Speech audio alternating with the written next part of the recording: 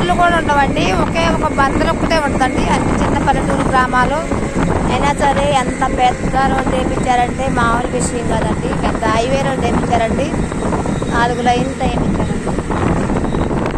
నుండి మనకంతా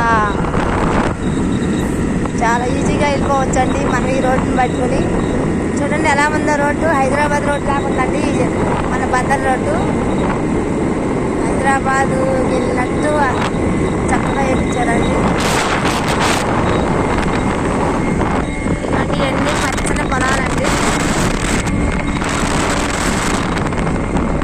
ఈరోజు పెళ్ళి ఉందండి బందర్లోనూ, తెలిసిన వాళ్ళది, కంపల్సరీగా వెళ్ళాలండి. అందుకని చెప్పేసి ఈరోజు డ్యూటీ మానేసుకుని మళ్ళీ ఇటు ముగ్గులు కూడా మానేసుకుని